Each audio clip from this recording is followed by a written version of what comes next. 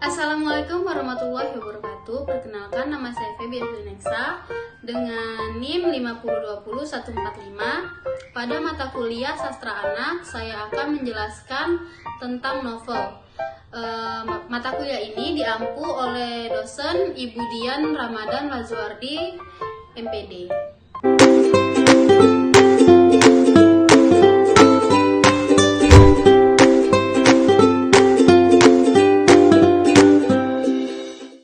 Assalamualaikum warahmatullahi wabarakatuh. Selamat pagi anak-anak. Bagaimana kabarnya hari ini? Baiklah, pada pelajaran hari ini, pelajaran bahasa Indonesia, Ibu akan membahas tentang novel. Ada yang tahu novel itu apa? Kalau tidak ada yang tahu, Ibu akan menjelaskan. Menurut Kamus Besar Bahasa Indonesia, novel adalah karangan prosa yang panjang, mengandung rangkaian cerita kehidupan seseorang dengan orang di sekelilingnya, dengan menonjolkan watak dan sifat pelaku. Sementara kata novel berasal dari bahasa Italia, yaitu novella, yang berarti sebuah kisah atau cerita. Orang yang menulis novel disebut novelis. Menurut Proudhon, novel berasal dari bahasa Italia yang artinya kisah atau berita. Proudhon juga menyebutkan bahwa saat ini istilah novel digunakan untuk tulisan fiksi prosa yang panjangnya antara 60.000 sampai 200.000 kata.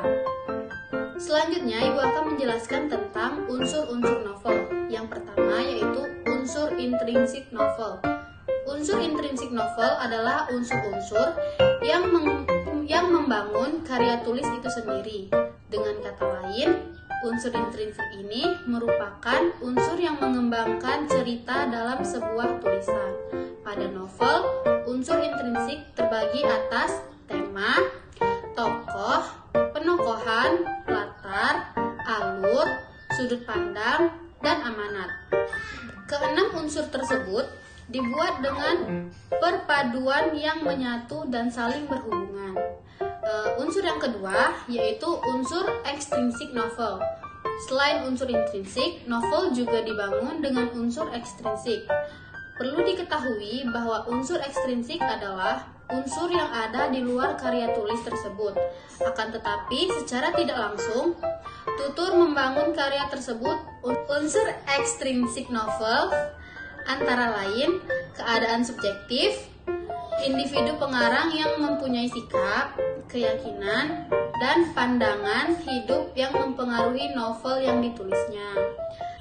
Selanjutnya yaitu ciri-ciri novel. Yang pertama, umumnya terdiri dari atas 100 halaman atau 35.000 kata. Yang kedua, tema dan alur cerita di dalam novel cukup kompleks. Yang ketiga, berbentuk narasi didukung deskripsi dan percakapan. Yang keempat, alurnya berkembang. Yang kelima, tokohnya banyak dan memiliki lebih dari satu karakter. Yang keenam, latar bergerak dan beragam.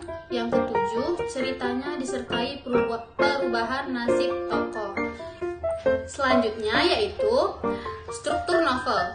Yang pertama, abstrak. Abstrak ini merupakan rangkaian isi cerita yang ada di bagian awal novel. Abstrak ini sebenarnya opsional, bebas mau dicantumkan atau tidak. Biasanya abstrak ini ditulis untuk menjelaskan gambaran awal dan situasi yang dialami oleh tokoh utama di dalam novel. Yang kedua, orientasi. Pada bagian ini akan dijelaskan latar novel. Latar yang dimaksud yaitu meliputi waktu kejadian, suasana, hingga tokoh-tokoh yang ada di dalam novel. Penulis biasanya juga akan menjelaskan tentang keseharian atau aktivitas yang dijalani tokoh utama pada bagian orientasi. Yang ketiga, komplikasi.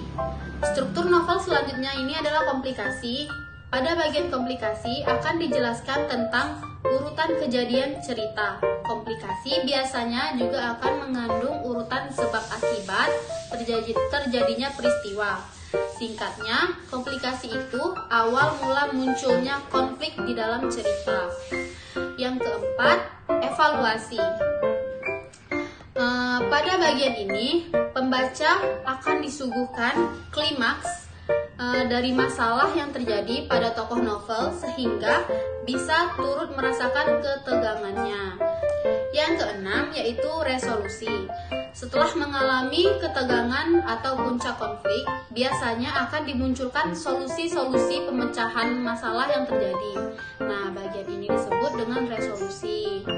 Dan yang terakhir, struktur novel yaitu koda. Struktur novel ini koda atau sebagai penutup. Koda adalah penutup cerita yang membuat pesan-pesan moral. Koda juga bersifat opsional seperti abstrak. Penulis novel boleh mencantumkan koda ataupun tidak kepada novel karangannya. Yang selanjutnya yaitu jenis-jenis novel. Di sini sudah Ibu tulis jenis-jenis novel yaitu novel fiksi. Novel fiksi berkisah tentang hal yang fiktif dan tidak pernah terjadi. Tokoh maupun alur latar belakangnya hanya rekaan penulis saja. Contohnya yaitu sudah Ibu tulis di sini novel Twilight dan Harry Potter. Yang kedua yaitu novel non-fiksi. Novel non-fiksi ini kebalikan dari novel fiksi. Yaitu novel yang bercerita tentang hal yang nyata dan sudah pernah terjadi. Lumrahnya jenis novel ini berdasarkan pengalaman seseorang, kisah nyata, atau berdasarkan sejarah seperti yang sudah Ibu contohkan di sini, novel Laskar Pelangi dan 99 Cahaya di Langit Eropa. Selanjutnya Ibu akan menjelaskan tentang jenis-jenis novel berdasarkan genrenya. Yang pertama, novel romantis. Novel romantis berkisah tentang percintaan dan kasih sayang, biasanya disertai dengan intrik-intrik yang menimbulkan konflik. Selanjutnya yaitu novel horor. Novel horor memiliki cerita yang menegangkan, seram, dan membuat pembacanya berdebar-debar. Biasanya novel horor ini berhubungan dengan makhluk-makhluk gaib dan berbau supranatural. Yang ketiga yaitu novel misteri. Jenis novel ini lebih rumit dan dipenuhi dengan teka-teki yang harus dipecahkan. Biasanya novel ini banyak disukai pembaca karena membuat rasa penasaran dari awal sampai akhir. Selanjutnya yaitu novel komedi.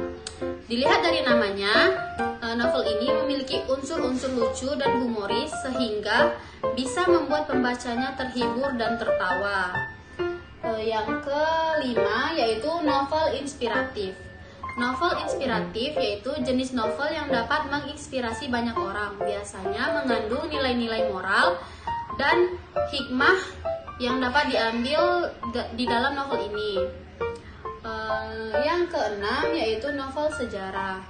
Novel sejarah diangkat dari cerita sejarah, mitos, maupun legenda yang pernah ada di dalam masyarakat. Biasanya di dalam cerita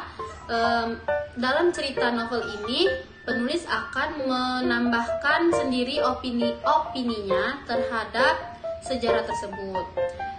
Dan yang terakhir yaitu novel petualangan.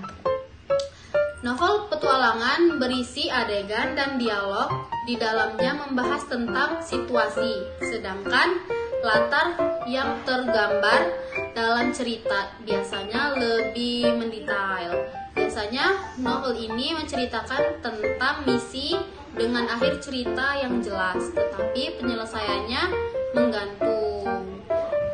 Nah, di sini Ibu ada salah satu contoh novel fiksi dengan genre romantis yang berjudul Sebel Tapi Suka. Sinopsisnya dari novel ini yaitu ada dua tokoh yang bernama Rina dan Ali. Rina dan Ali merupakan anak remaja yang sedang duduk di bangku sekolah menengah ke atas.